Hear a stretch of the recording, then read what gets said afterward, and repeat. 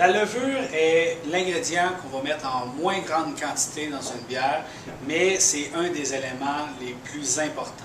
En fait, la levure va lier tous les autres ingrédients ensemble et va les métamorphoser par plusieurs réactions très magiques pour donner finalement ce qui va être une bière.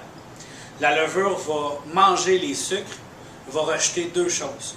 Le dioxyde de carbone qui va donner le pétillement à la bière et l'éthanol qui va donner le côté euphorisant à la bière. Il y a deux espèces de levures qui sont utilisées en brasserie. Les levures de fermentation haute et les levures de fermentation basse.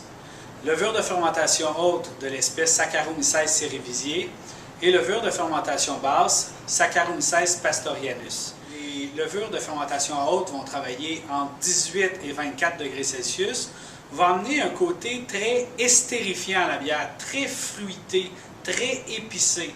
Donc sans qu'on rajoute des épices, la bière va nous sembler très épicée. Les levures de fermentation basse vont laisser beaucoup plus de place aux autres ingrédients dans la bière.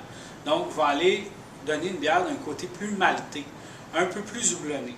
On utilise toute la même espèce de levure à la brasserie ici, mais plusieurs souches différentes qui ont des caractéristiques très différentes. Je dis souvent que la levure, en fond, un peu comme l'humain qui est tout Homo sapiens, a des caractéristiques en fonction de la souche. Les humains, il y en a qui ont les yeux bleus, les yeux bruns, des grosses oreilles, un petit nez, mais la levure vont avoir des propriétés estérifiantes, des sous-produits de fermentation qui vont être différents en fonction d'une souche à l'autre. Ici, on a une levure particulière pour la production de nos bières de blé, donc toutes des Weizen, le bouillon de la chaudière, le Caput Mauer et la Dom Dominator, qui va produire beaucoup d'acétate d'isoamyle. Et l'acétate d'isoamyle va donner un côté très banane à notre bière. Donc, cette propriété-là qu'on a dans nos bières de blé, c'est pas parce qu'on rajoute des extraits de banane, c'est vraiment la levure qui va produire de l'acétate d'isoamyle qui va rappeler ce côté très banane-là.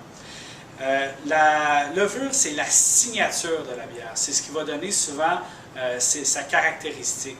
Une souche à l'autre, on pourrait prendre le même mou et on le fermente avec deux souches différentes et on aurait une bière complètement différente.